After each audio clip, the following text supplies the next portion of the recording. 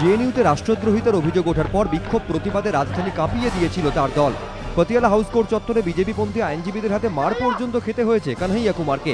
তদন্ত শেষের আগেই যখন জেএনইউ এর ছাত্রনেতাকে রাষ্ট্রদ্রোহী আখ্যা দিয়েছেন বিজেপি নেতারা, তখন কানহাইয়ার মুক্তি এবং তদন্ত রিপোর্টে দিল্লি পুলিশ ক্লিনচিট দেওয়ার পর সংসদে নীরব নরেন্দ্র মোদী এবং তার দল। বুধবার জেএনইউ কাণ্ডে মোদী सरकारके एक हाथ नेन राहुल गांधी।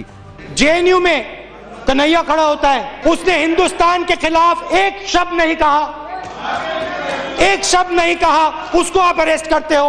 40% जेएनयू के स्टूडेंट्स के माता पिता की आमदनी 6000 रुपए महीने से कम है, क्योंकि वो गरीब है, क्योंकि वो कमजोर है, क्योंकि वो दलित है, क्योंकि वो आदिवासी है। और आप चाहते हो कि हिंदुस्तान में गरीब वर्ग, आदिवासी वर्ग आगे ना बढ़े, पीछे का पीछे रहे। বৃহস্পতিবার বিভিন্ন ইস্যুতে কংগ্রেসের সহসভাপতির আক্রমণের জবাব দিলেও জেএনইউ কাণ্ডে নীরবই রইলেন প্রধানমন্ত্রী। এই পরিস্থিতিতে বিরোধীদের কটাক্ষ, কানহাইয়া কাণ্ডে হাত পোড়ার পর এখন নীরব থাকারই কৌশল নিয়েছে মোদী সরকার।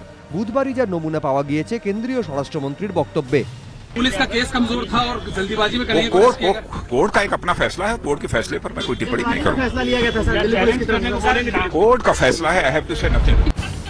এই সেই ভিডিও যা ঘিরে বিতর্কের সূত্রপাত। 9 ফেব্রুয়ারি সংসদে হামলায় দোষী আফজল গুরুর মৃত্যুবার্ষিকীর দিন জেএনইউ ক্যাম্পাসে দেশ বিরোধী স্লোগান দেওয়া হয়। এবিভিপির জারি করা এই ভিডিওতে কয়েকজন ছাত্রকে দেশবিরোধী স্লোগানও দিতে দেখা যায়, কিন্তু সেখানে কানহাইয়াকে কোথাও স্লোগান দিতে তো দেখাই যায়নি, বরং দেখা গিয়েছে ছাত্রদের আই কার্ড চেক করতে। এরপরই সামনে আসে 11 ফেব্রুয়ারির এই ভিডিও, যেখানে কানহাইয়াকে স্লোগান দিতে দেখা যায়, কিন্তু সেই স্লোগানে কোথাও দেশ বিরোধিতা ছিল না। অথচ এরপরই 12 তারিখ কানহাইয়াকে গ্রেফতার করা হয়। তারপর থেকে আদালত চত্বরে গন্ডগোল, গ্রেফতারির প্রতিবাদে বিক্ষোভ, সংসদে বিতর্ক, অনেক কিছুরই সাক্ষী থেকেছে দেশবাসী। প্রশ্ন উঠছে, এত কিছুর পরেও কেন নীরব মোদী? এবিপি আনন্দ।